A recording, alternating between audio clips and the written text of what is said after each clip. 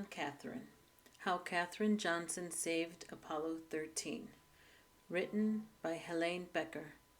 Illustrated by Dow Pomerick.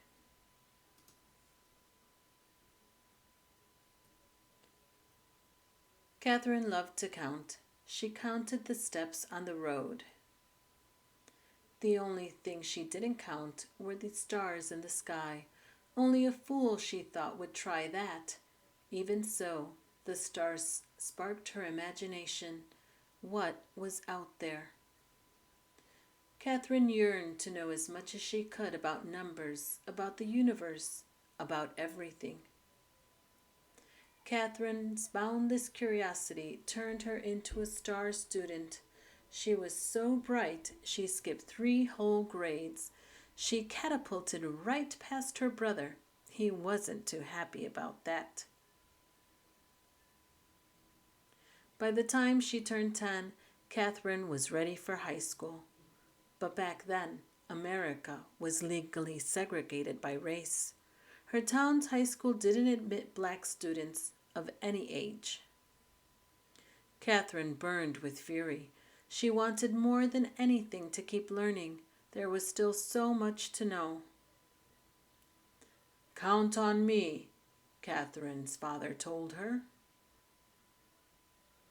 By working night and day, he earned enough money to move the family to a town with a black high school in Institute, West Virginia. Katherine loved high school. She was good at every subject, but math was still her favorite. She dreamed of becoming a research mathematician, making discoveries about the number patterns that are the foundations of our universe. In those days, though, there were no jobs as research mathematicians for women. Professions most available to them were teaching and nursing, so Katherine became an elementary school teacher. She liked her job and she loved her students, but she never stopped dreaming about exploring numbers. In the 1950s, the U.S. government's National Advisory Committee on Aeronautics, NACA, hired thousands of new employees. It even started hiring black women as mathematicians. Katherine heard about the mathematician jobs. Her heart raced with excitement. Perhaps her dream could come true after all. But when she applied for one of the positions, she was told they were already filled. Katherine had to wait a whole year until new spots opened up. Her patience paid off. She got the job. A few years later, the Soviet Union sent a rocket ship into space, launching a space race with the United States. NACA was rolled into a new space agency, the National Aeronautics and Space Administration, or NASA. Katherine now found herself at the heart of America's space program. She worked as a computer. Electronic computers were not widely used yet, calculating long series of numbers. All the computers were women. They were given the tasks that men thought were boring and unimportant. That didn't bother Katherine. She knew that without her contributions, a spaceship couldn't reach its destination nor safely return to Earth. Here's why. Sending a rocket ship into space is like throwing a ball into the air. At first, the force of the throw sends the ball up, up, up. But as its energy runs out, the ball's path curves back toward the ground. Where it lands depends on what angle it was thrown and how high and how fast it flew. Because math is a kind of language, Katherine could ask those questions. How high would the rocket ship go, and how fast would it travel? Using numbers.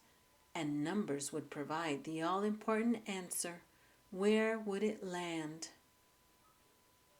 To find out, Katherine plotted the numbers she'd calculated on a graph.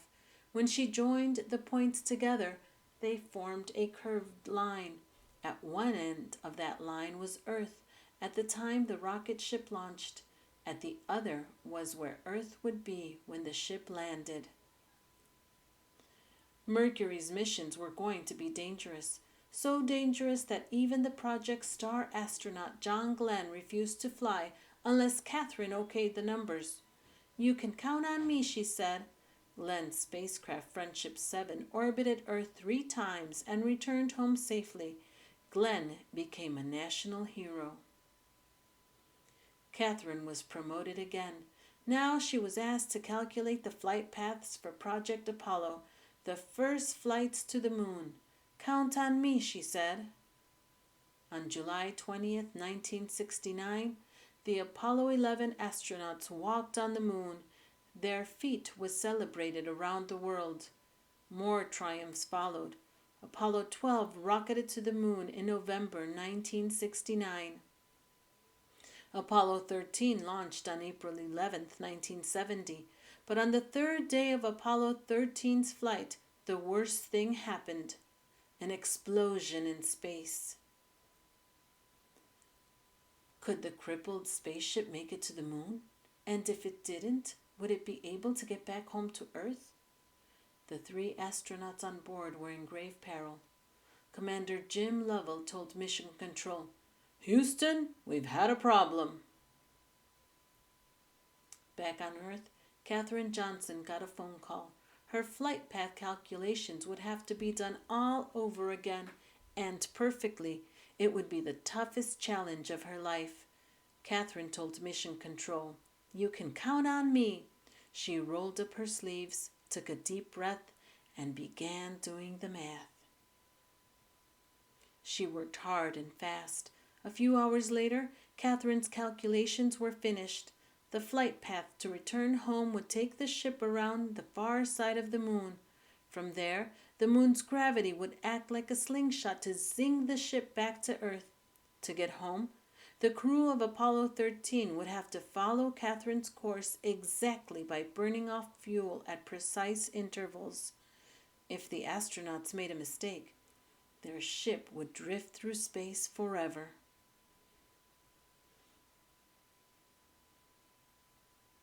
Katherine waited anxiously to hear the astronauts' report. Finally, it crackled over the loudspeakers. "We've got it!"